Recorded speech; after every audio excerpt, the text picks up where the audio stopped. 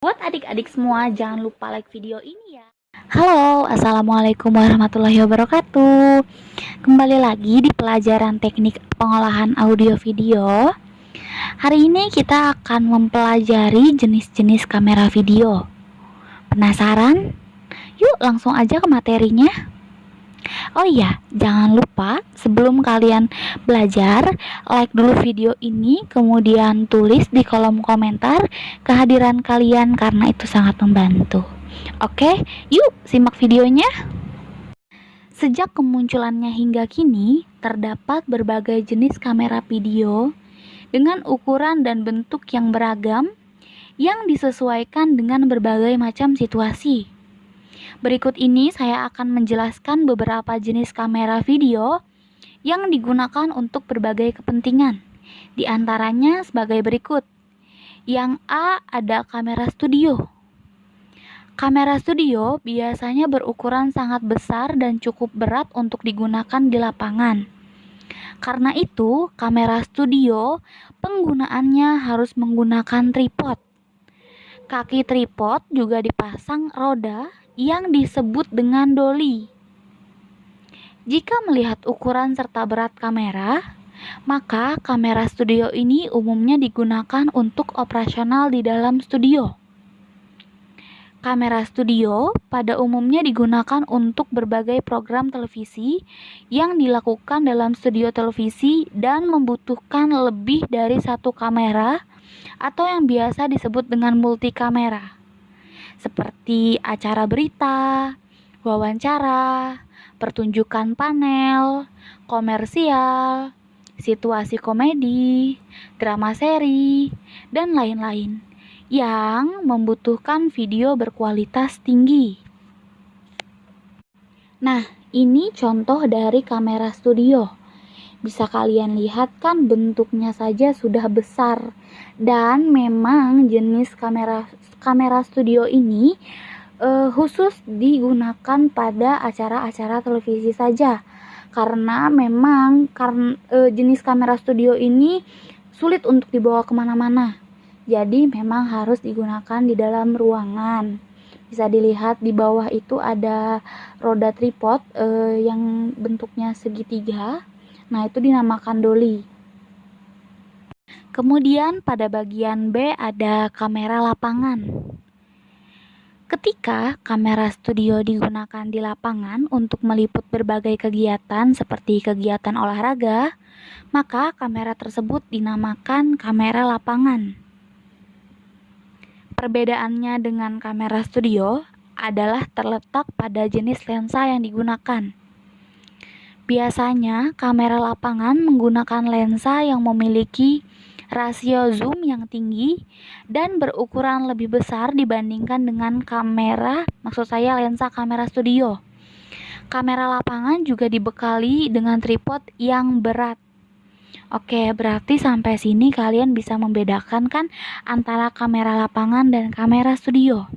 Kalau kamera studio, dia tripodnya kecil saja, kemudian ada rodanya yang disebut dolly tadi, serta tidak terlalu menggunakan lensa zoom yang begitu kualitasnya tinggi. Nah, sedangkan kamera lapangan ini bisa dilihat seperti gambar, bentuk kameranya saja sudah terlihat begitu besar.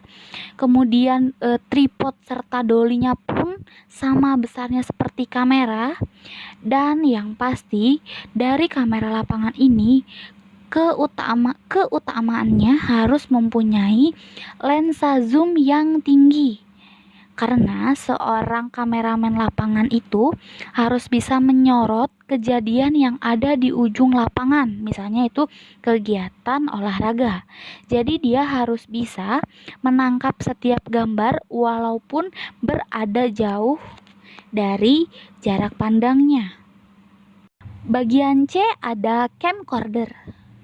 Camcorder atau kamera dan recorder adalah kamera video portable yang dilengkapi dengan video tape recorder atau alat perekam lainnya yang dipasang pada kamera untuk membentuk satu unit kamera. Camcorder pada umumnya dapat dibawa dan sebagian digunakan untuk produksi televisi siaran, film amatir, electronic news gathering atau ENG, termasuk di dalamnya jurnalistik warga atau jurnalisme warga, serta beberapa aplikasi lainnya. Umumnya terdapat dua jenis camcorder, yaitu camcorder besar dan camcorder kecil. Oke, saya akan jelaskan satu-satu. Yang pertama ada camcorder besar.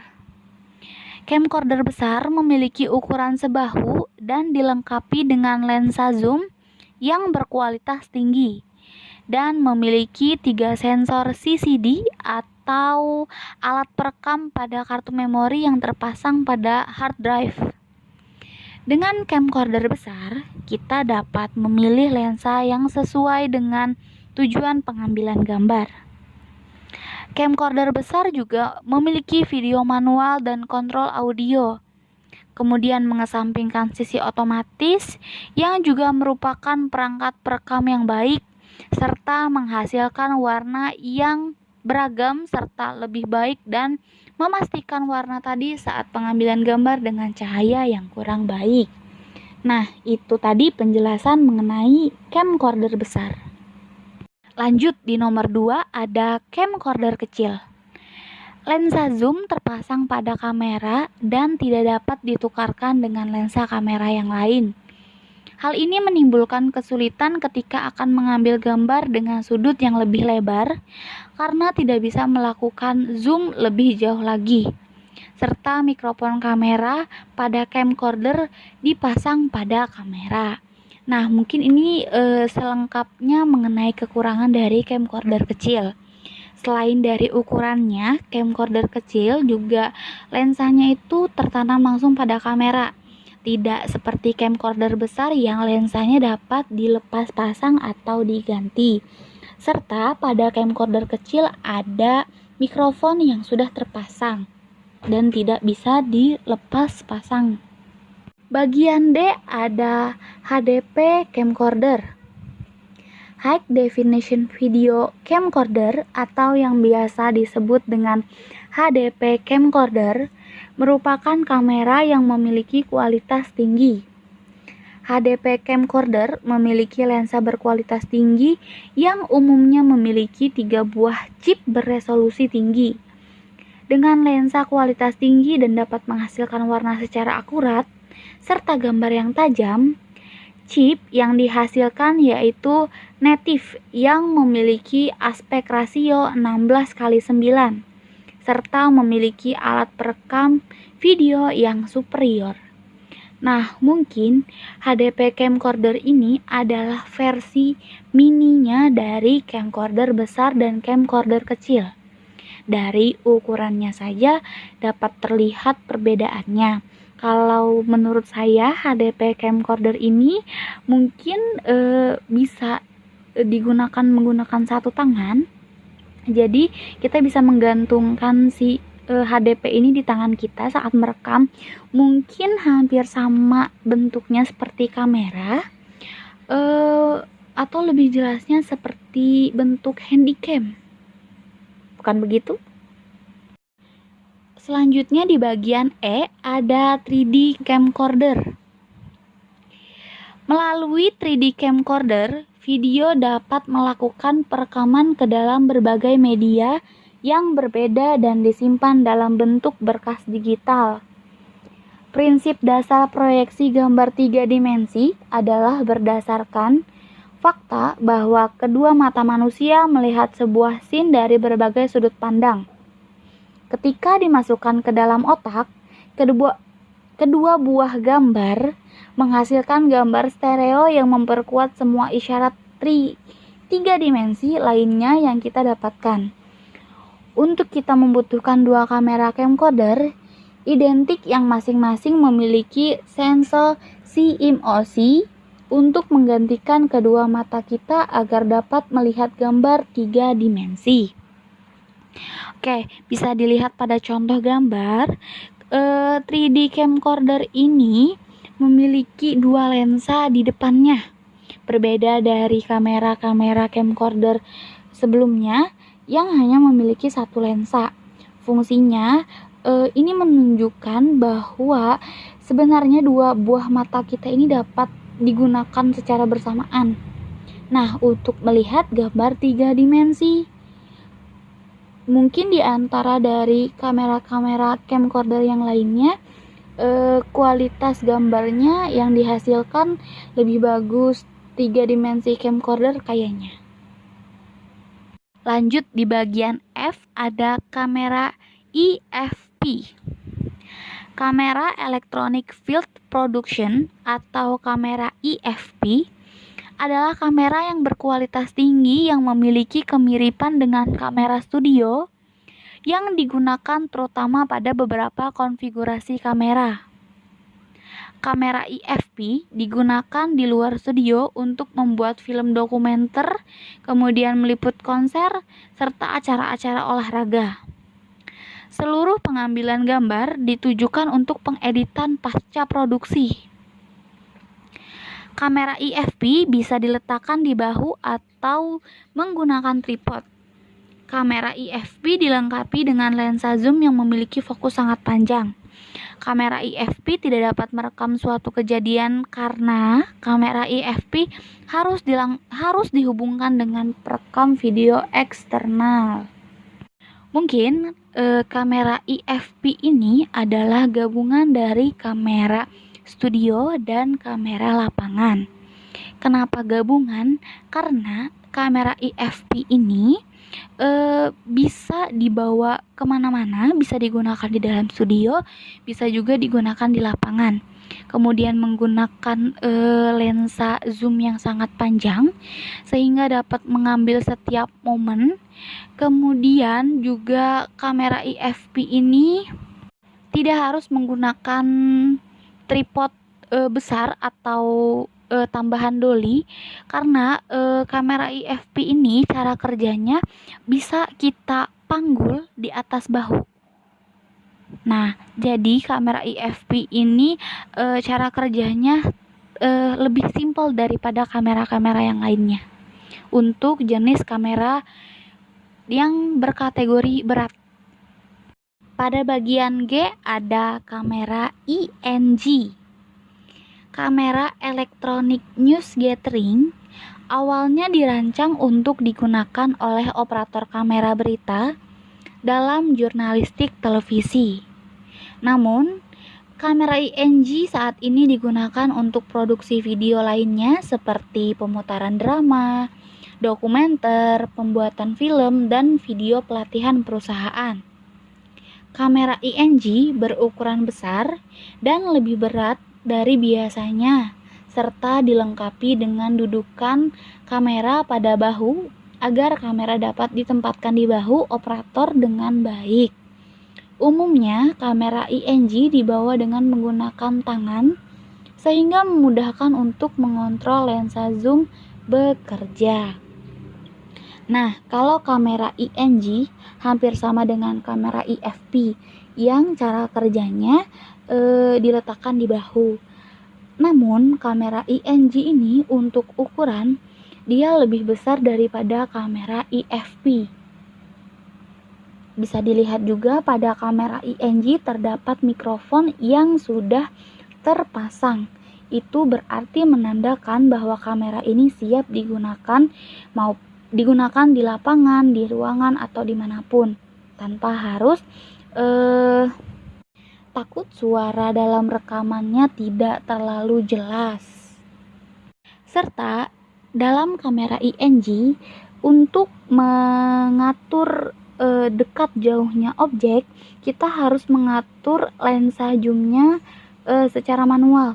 Jadi tangan langsung menyentuh pada bagian lensa zoom. Itu cara kerjanya berarti kita harus melakukannya sendiri untuk memaju mundurkan objek. Kalau misalnya kamera-kamera sebelumnya itu adalah menggunakan mesin. Maksudnya mesin itu tombol otomatis yang bisa menjalankan tombol zoomnya secara otomatis. Pada bagian H ada kamera HDTV. Kamera HD TV biasanya digunakan dalam studio atau juga di lapangan. Umumnya kamera HD TV menghasilkan gambar yang lebih tajam, warna yang lebih baik, dan lebih baik dalam hal kontras antara gelap dan terang yang dibandingkan dengan kamera televisi standar. Kamera HD TV biasanya dihubungkan dengan alat perekam HD TV atau alat perekam yang telah terpasang pada kamera seperti yang dimiliki oleh camcorder besar. Yang I ada kamera sinema elektronik. Adalah kamera video HD TV atau camcorder yang memiliki fitur sinematografis yang telah terpasang ataupun tidak. Beberapa dari kamera sinema elektronik memiliki jendela bidik seperti tube yang menampilkan gambar monokrom beresolusi tinggi atau layar lebar panel datar eksternal yang beresolusi tinggi. Di depan lensa terdapat sebuah kotak yang dapat menahan berbagai macam filter. Di bagian J ada kamera sinema digital. Kamera sinema digital merupakan kamera HD TV super khusus atau camcorder yang dapat menghasilkan gambar beresolusi tinggi secara ekstrim. Kamera sinema digital memiliki sensor CMOS yang sangat tinggi. Kamera sinema digital dirancang mirip dengan kamera televisi camcorder yang dapat menghasilkan gambar beresolusi tinggi. Nah, di atas itu contoh dari kamera sinema digital. Pada bagian gambar yang sebelah kiri terlihat bahwa kamera sinema digital terlihat seperti robot. Itu karena alat yang banyak terpasang pada kamera dengan kualitas yang sangat tinggi yang dapat menghasilkan video bagus. Di bagian K ada kamera DSLR. Digital Single Lens Reflex sejatinya dirancang untuk fotografi. Kamera DSLR digunakan juga untuk membuat produksi video atau film. Resolusi yang tinggi dan disandingkan dengan memori berkapasitas besar menjadikan kamera DSLR sebuah kamera yang atraktif, tidak hanya digunakan dalam dunia fotografi, namun dalam membuat sebuah video. Karena kamera film DSLR ini tidak perlu lensa khusus. Mungkin untuk kamera DSLR kalian semua pasti pernah melihat menggunakan secara langsung jenis kamera ini. Karena kamera ini umumnya banyak digunakan oleh orang-orang dan cara penggunaannya tidak terlalu rumit. Pada bagian L ada telepon pintar atau smartphone. Hampir semua orang pasti memiliki kamera ini. Seiring dengan perkembangan teknologi, telepon pintar pun kini semakin pintar. Salah satunya yaitu fitur yang dimiliki kebanyakan telepon pintar adalah kamera video. Zaman sekarang orang tidak lagi tergantung pada kamera video karena pada HP atau yang biasa kita sebut sehari-hari itu pasti sudah memiliki kecanggihan kamera yang berbeda-beda. Maka dari itu, sekarang hampir kebanyakan orang tidak lagi menggunakan kamera yang besar-besar untuk mengabadikan momen mereka. Karena hanya dengan menggunakan telepon pintar, kalian sudah bisa mengabadikan apapun momennya dan kapanpun, tanpa harus menggunakan alat yang rumit, besar, dan menggunakan lensa-lensa yang berbagai macam jenisnya. Yang M ada CCTV. CCTV atau Closed Circuit Television umumnya digunakan untuk pengawasan atau tujuan tertentu. Beberapa kamera CCTV dirancang begitu kecil sehingga mudah disembunyikan dan mampu beroperasi tanpa pengawasan. Untuk kamera CCTV ini biasanya digunakan seseorang untuk mengawasi sesuatu. Misalnya, apabila kalian mempunyai sebuah toko atau usaha, kalian bisa menggunakan kamera CCTV ini untuk mengawasi toko yang kalian punya. agar terhindar dari pencurian, kemudian dari orang-orang yang jahat. Kemudian kamera CCTV ini juga bisa digunakan di rumah. Misalnya, jadi saat kalian berpergian, kalian bisa melihat keadaan rumah dari jarak jauh menggunakan kamera CCTV ini. Dan bentuk kamera CCTV zaman sekarang itu bahkan hampir kebanyakan bentuknya kecil-kecil, sehingga kita tidak sadar bahwa sebenarnya kita sedang diawasi oleh kamera CCTV. Bahkan saat ini ada kamera CCTV yang digunakan di dalam tas, biasanya untuk melakukan sebuah penelitian terhadap sesuatu atau seseorang. Jadi tanpa orang itu sadari, kita sedang direkam oleh sebuah kamera CCTV. Yang terakhir ada kamera video khusus, yaitu kamera yang digunakan untuk tujuan penelitian ilmiah, biasanya penelitian kesehatan, penelitian robotik, satelit, dan lain-lain. Beberapa kamera seringkali dirancang untuk radiasi tak tertampak, seperti inframerah atau sinar X. Nah, kalau kamera video khusus ini biasanya banyak ditemukan di laboratorium, biasanya untuk meneliti sesuatu yang berhubungan dengan media mereka.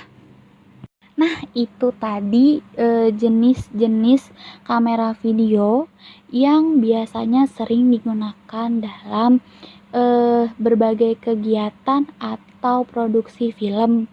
Sebenarnya dari berbagai jenis kamera tadi fungsinya hampir sama, yaitu mengambil gambar dan mengambil sebuah video. Hanya saja bentuknya yang berbeda serta kegunaan yang berbeda dan kualitas yang dihasilkan berbeda membuat kamera video ini jenisnya jadi berbagai macam. Padahal kalau kita lihat-lihat dari beberapa jenis kamera video di atas, gambar, kemudian bentuk, ukuran, kegunaan itu semuanya hampir sama.